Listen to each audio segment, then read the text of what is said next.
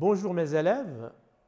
Aujourd'hui, dans le programme de la branche des sciences économiques et de gestion, surtout au niveau de la filière sciences économiques, on va essayer d'approcher une séquence très importante dans notre programme, intitulé la mondialisation.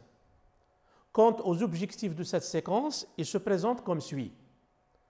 Préciser la notion de la mondialisation, citer les aspects et ses effets, c'est-à-dire on doit être capable de citer les aspects et les effets de la mondialisation avant d'enchaîner sur une proposition d'une stratégie appropriée à chaque pays, à chaque territoire économique face à cette mondialisation.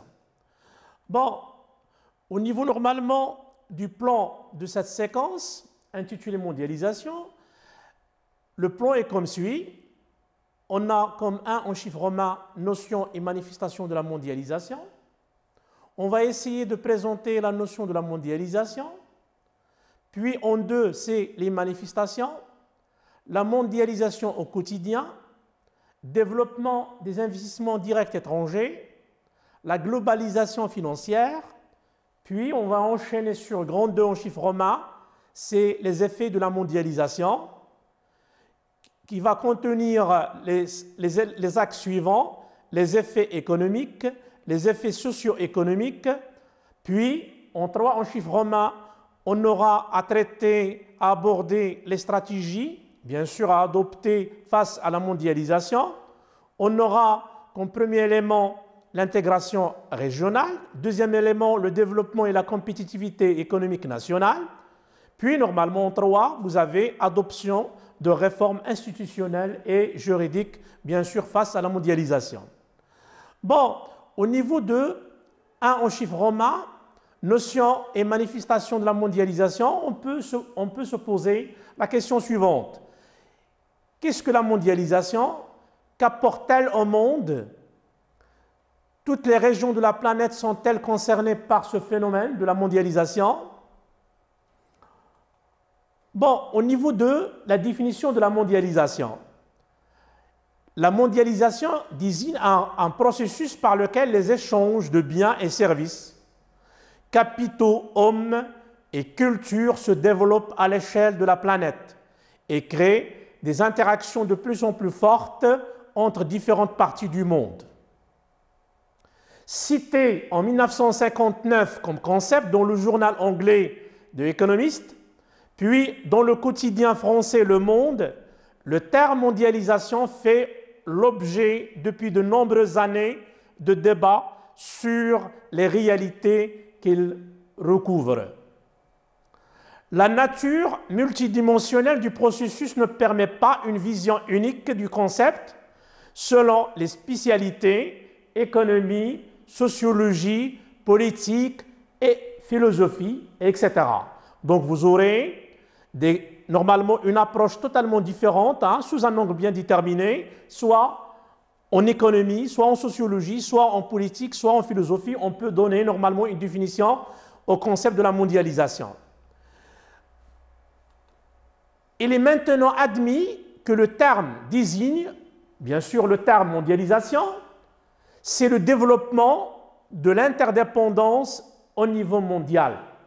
Donc vous avez 3 concepts structurants au niveau de la définition de la mondialisation. Il s'agit d'un développement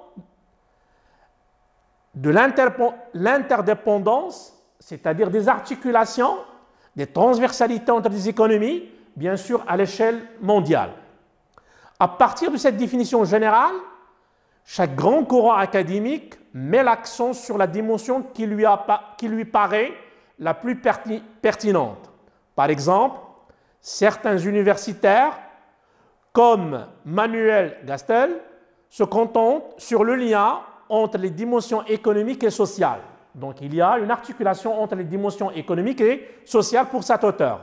D'autres, comme Jean Ury, mettent l'accent sur la complexité croissante qui caractérise tous les échanges humains, économiques, culturels et politiques. Qu'apporte-t-elle au monde?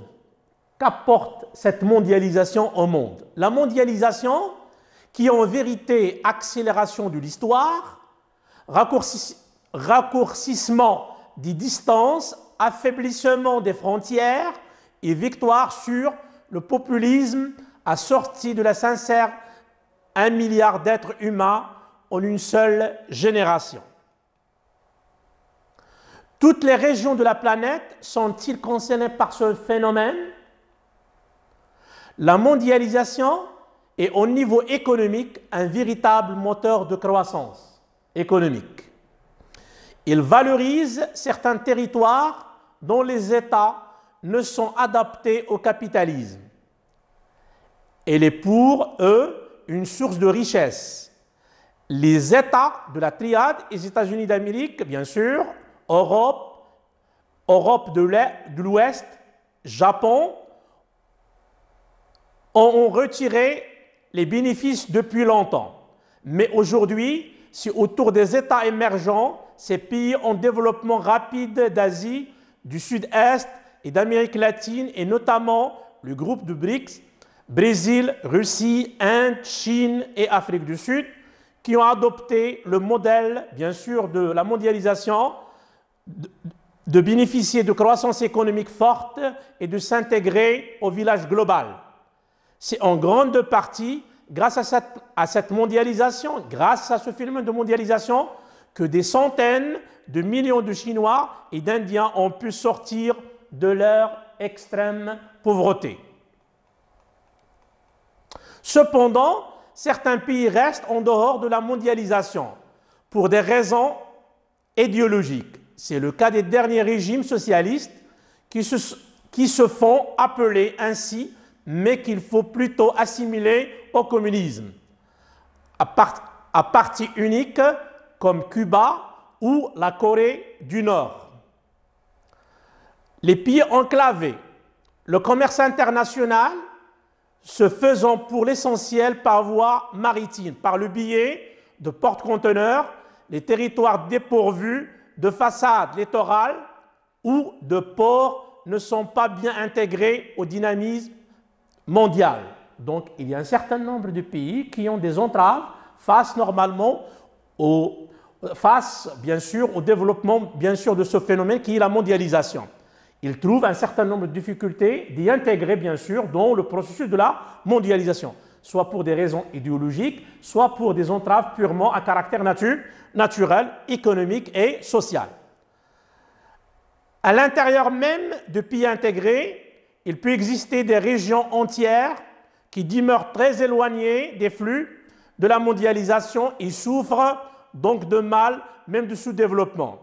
On dit qu'ils sont marginalisés, c'est-à-dire que leur économie, leur territoire, leur population se trouvent exclus des processus de mondialisation.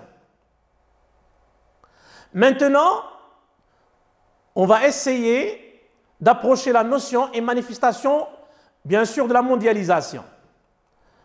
Bon, comme définition, bien sûr, pour la mondialisation, c'est le processus d'ouverture et d'intégration de toutes les économies nationales dans un espace économique mondial qui échappe aux régulations étatiques nationales.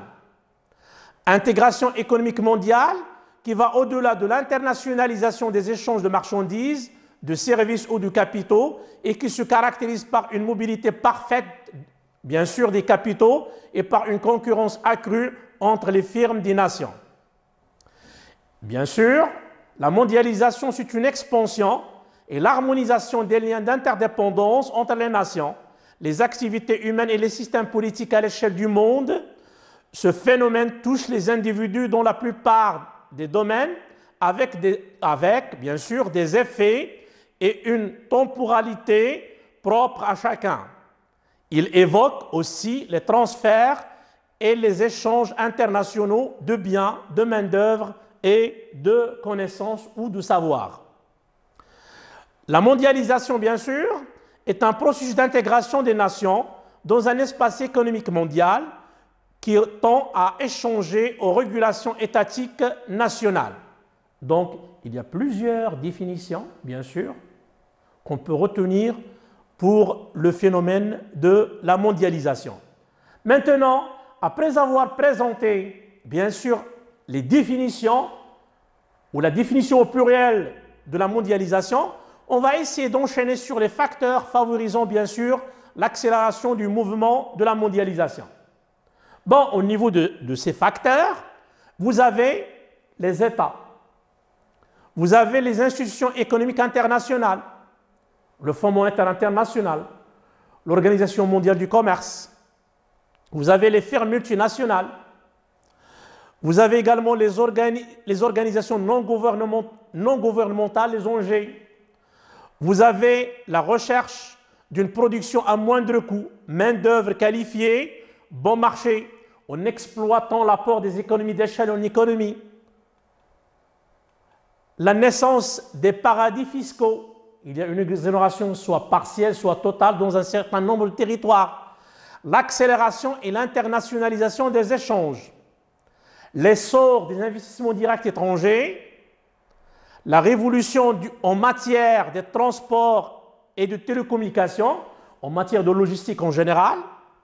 Vous avez la multiplication des accords commerciaux, accords de libre-échange.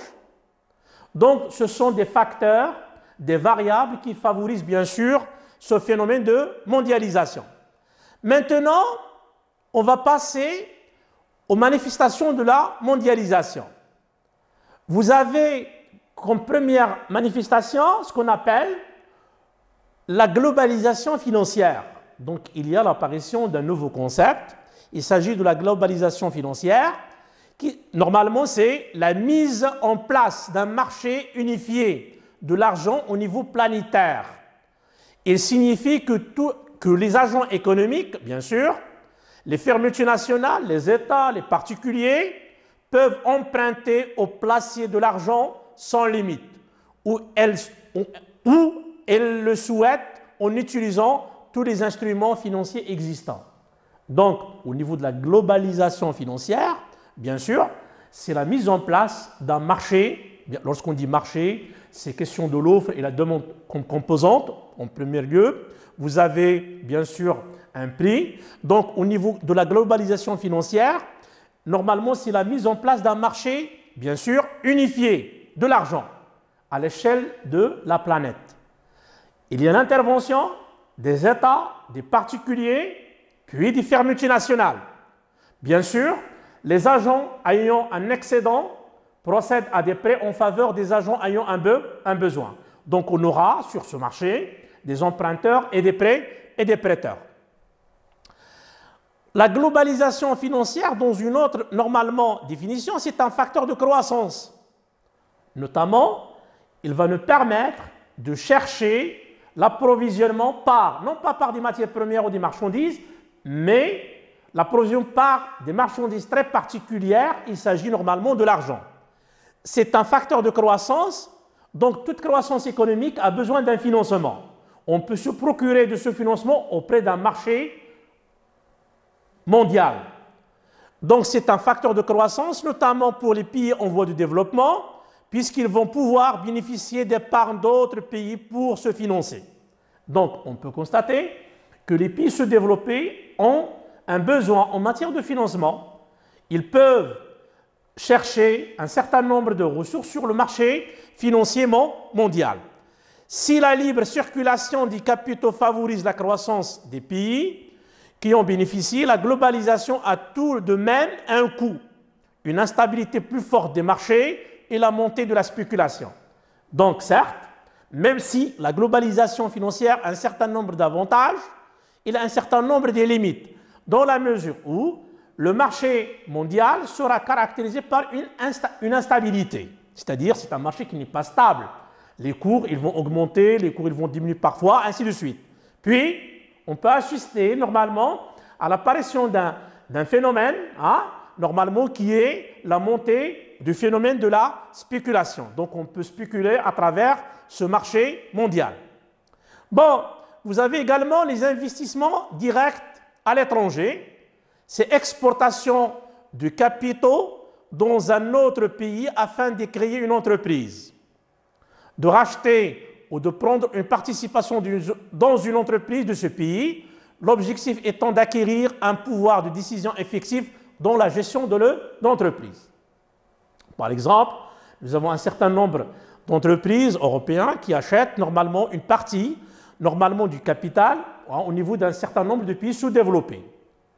Ainsi, normalement, si on prend le cas du Maroc, il a des participations dans un certain nombre de sociétés africaines. Donc, ce sont des exemples relatifs normalement aux investissements directs à l'étranger. La globalisation financière et ses effets. Bon, on peut constater que l'internationalisation des marchés de capitaux, la globalisation, bien sûr, financière, s'explique par la déréglementation. C'est déréglementer, c'est l'annulation de la réglementation, c'est-à-dire la suppression du contrôle des changes, libéralisation des mouvements de capitaux, le décloisement marché unique de capitaux à l'échelle planétaire, c'est-à-dire on aura un marché, et la désintermédiation, finance directe, puissance du marché financier et impuissance des États, règle des 3D. Ce qu'on peut constater, c'est que normalement, la monnaie, l'argent, il nous confie le pouvoir. Si on détient normalement des capitaux à l'échelle mondiale, on peut normalement déstabiliser un certain nombre de systèmes à caractère national. Bon, au niveau des effets de la globalisation financière, certes, on va essayer de présenter les effets positifs et les effets négatifs de ce phénomène sous forme d'un schéma. Bon, au niveau des effets positifs, la globalisation financière est une meilleure allocation de l'épargne mondiale du fait de la concurrence et de la mobilité des capitaux, donc un abaissement des coûts de financement par le biais des firmes multinationales. Donc, le premier effet positif, c'est que la mondialisation, à travers la globalisation financière, va contribuer à la diminution du coût, bien sûr, du prêt et de l'emprunt. Une diversification, bien sûr, des risques pour les prêteurs, type de produits et géographiquement. Certes, au niveau normalement de la globalisation financière, il offre un avantage pour les prêteurs, qui est celui de la diversification des risques. C'est-à-dire, on peut choisir le type de produit, on peut choisir le type de territoire, on peut faire normalement un investissement. Une modernisation des systèmes financiers nationaux, concurrence internationale. Donc, suite normalement à une concurrence internationale, tous les acteurs qui vont intervenir sur le marché financier mondial, ils vont essayer d'améliorer leur compétitivité et leur performance afin de garantir leur survie sur le marché. Puis, un financement plus aisé, la globalisation financière, ne permet bien sûr un financement plus aisé des déficits budgétaires qu'à de la France ou des USA. Donc, normalement, aujourd'hui, à travers le biais de la mondialisation, surtout au niveau de la globalisation financière, on peut normalement financer les déficits budgétaires d'un certain nombre d'États à travers normalement ce marché. Donc, après avoir présenté les effets positifs, maintenant on va essayer d'enchaîner sur les effets négatifs ou les effets pervers. Bon, vous avez comme premier effet pervers ou négatif une allocation de l'épargne, pas toujours optimale. Donc, on ne peut pas garantir l'optimisation de l'utilisation, bien sûr, de l'épargne. Vous avez deux cas, on peut vérifier. Il s'agit des États-Unis d'Amérique, puis de l'Asie. Le développement de l'investissement de portefeuille au détriment de l'investissement à but industriel ou commercial. Donc, je répète, c'est très intéressant. Le développement des investissements de portefeuille. C'est-à-dire, normalement, on doit accorder beaucoup d'importance, beaucoup de priorité aux investissements de portefeuille, au détriment d'investissements à but normalement industriel et commercial. C'est-à-dire, on doit faire le placement, on doit faire le prêt, mais on ne doit pas s'intéresser beaucoup à l'industrie, au commerce, surtout à l'industrie qui crée la véritable valeur ajoutée, qui est la richesse créée par les agents économiques. Une gestion à court terme avec prise de risque sur, normalement, dans le cadre de la transversalité, au niveau normalement de l'économie générale, statistique et la comptabilité, c'est sûr, vous avez vu les titres, les titres de participation, les titres immobilisés, les titres et valeurs de placement. On peut normalement faire une gestion à court terme, mais avec prise de risque. C'est-à-dire qu'on peut courir un risque suite à une gestion à court terme. Puis, des facteurs d'instabilité. Parmi les inconvénients, parmi les effets pervers de la globalisation financière, c'est ce caractère, bien sûr, d'instabilité caractérisé par des spéculations, vous pouvez le constater par vous-même ces derniers temps, des bulles financières et des effets de domino.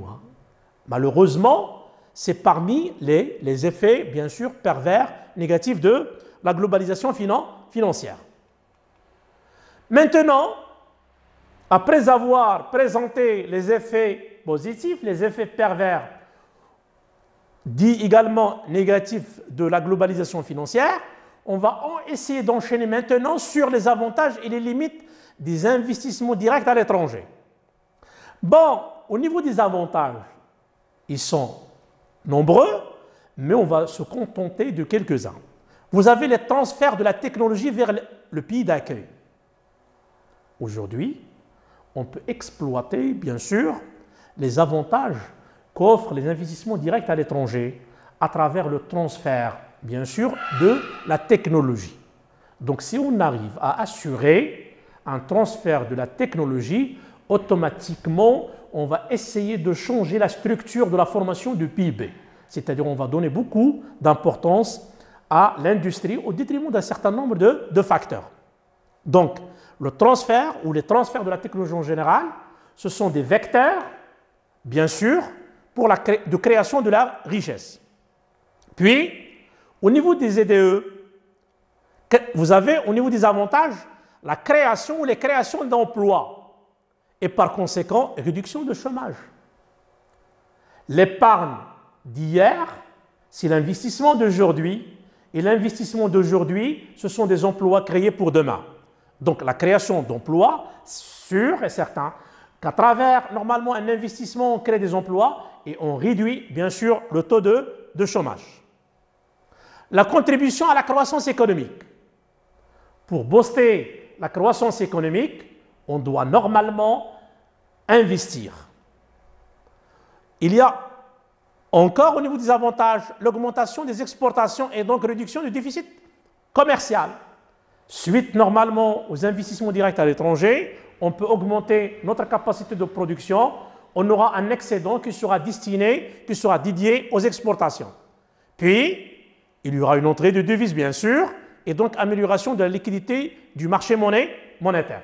Donc, sûr que ces avantages sont cohérents entre eux, c'est-à-dire il y a une articulation, il y a une complémentarité, il y a une suite logique normalement au niveau de ces avantages. Maintenant, on va essayer de présenter les limites des avantages, des limites bien sûr des investissements directs à l'étranger. Vous avez bien sûr rapatriement des dividendes vers le pays d'origine, par conséquent sortie de devises. Si vous avez un investisseur étranger au Maroc par exemple, il va essayer de rapatrier les dividendes vers son pays d'origine. Vous avez également la dégradation du solde courant en raison de la sortie de devises. Puis, normalement, vous aurez un déficit de liquidité sur le marché monétaire en raison de la sortie des devises. Puis, finalement, il y aura une dépendance des secteurs stratégiques des capitaux étrangers. Puis, en liaison, bien sûr, avec la dépendance des secteurs stratégiques des capitaux étrangers, on aura une diminution des recettes de l'État car les EDE profitent des exonérations fiscales. Donc, je tiens à vous remercier. Encore une fois, bon courage. On va essayer d'enchaîner sur la deuxième séquence de la mondialisation.